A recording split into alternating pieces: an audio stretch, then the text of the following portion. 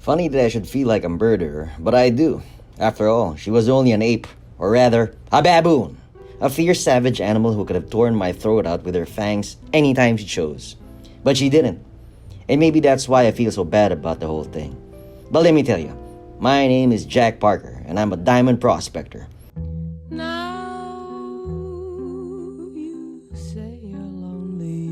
I was working in wild country south of Joburg, and one day, I found a likely-looking spot, and I suppose I got excited and careless.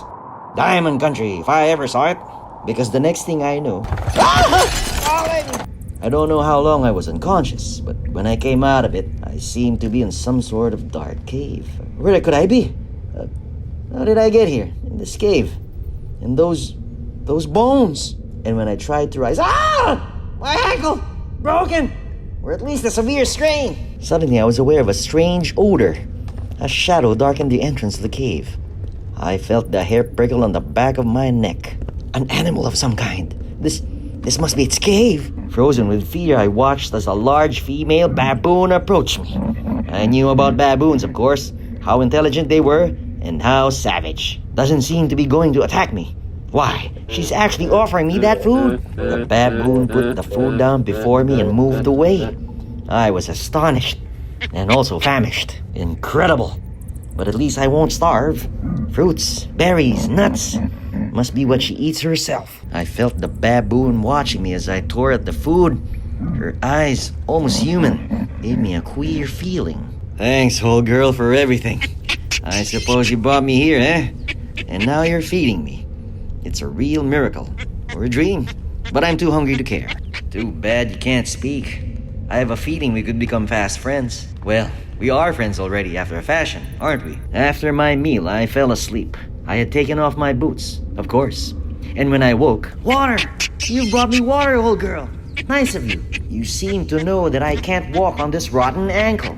For the first time I touched her, she seemed to enjoy being petted and watched me with her limp brown eyes. There, don't be afraid of me. I think I'll have you give you a name, eh? I'll call you Tasha, after my old dog. Poor thing is dead now. In South Africa, as I've said, we know all about baboons. They can be tamed. Some of them, and the old Boer settlers use them as nursemaids for children. But Tasha seemed of unusual intelligence. Nice, Tasha. You know it hurts me, eh? You want to make it well. We also have lions in South Africa. Suddenly, I was aroused by Tasha's snarl of rage. Tasha, what is it? Helpless, I watched as Tasha and the lion fought. Tasha, a baboon who had taken a fancy to a human being, was the only thing between me and death. Get him, Tasha! Chase him away! She went after that bitch like a mother protecting her young. Good, Tasha! You got him on the run! You saved my life! Tasha came back and put one paw on my arm. There was something in her eyes I did not like somehow. It was almost as though I belonged to her now. What is it, Tasha? What are you trying to tell me? Something in her eyes gives me the creeps. Nipple protrusions. For several days longer, Tasha cared for me, fetching me food and water. It struck me grotesquely, but she was acting almost like a wife. Then at last... Look, Tasha, I can walk a little, so I guess it's time for us to say goodbye. I had grown strangely attached to her despite my feeling of uneasiness, but now I decided to be on my way at once. Goodbye, Tasha. Thanks for everything. And when I hear about people talking about dumb animals again, I'll tell them about you. Tasha, what's the matter with you? Let me pass.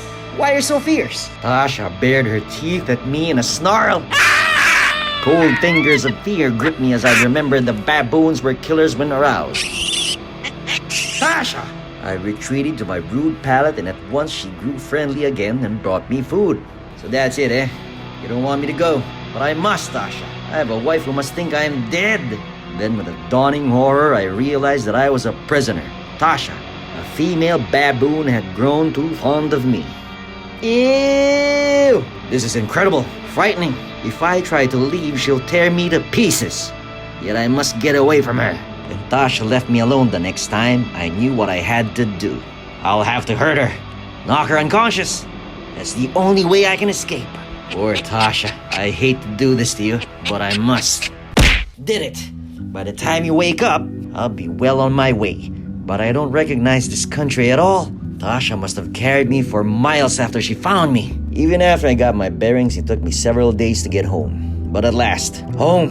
And there's Maureen, coming to meet me. Darling, darling. Home, Master not dead. Come, home. Oh, darling, you're safe. But what happened? They searched everywhere. It's a long story, Maureen, and a fantastic one. I don't think you'll believe me. Later that night, after I had told my incredible story and my wife had retired, one of the boys came in. I worry, Master. Something prowl around the house. I know like, much scared. Something prowling. But what? Never mind, Ungi. I'll take care of it. I knew even then who the prowler was. Tasha had found me. Poor beast. But she's dangerous. I'll have to kill her. I stationed myself in the deep shadow near the house and waited. I'll do it quickly, mercifully. She won't feel any pain, and I can't take a chance of her harming one of the boys. But Tasha outwitted me. I had forgotten that she was a female, and jealous. I heard my wife's terrible scream of agony. Great Godfrey, it's Tasha, after my wife. In the bedroom, I saw a terrible sight. Even as I fired again and again. Tasha! As I finished her off, I saw an oddly human look in Tasha's eyes. With one feeble paw, she seemed to reach as though to touch me. I'm sorry, bitch, but I gotta do this. Then she was dead, and I was trying to comfort Maureen. Oh, it was horrible. She tried to tear my crown. It's all right now. It's all over. Yes, it was over. But somehow, I'll always feel like a murderer. Half of what I say is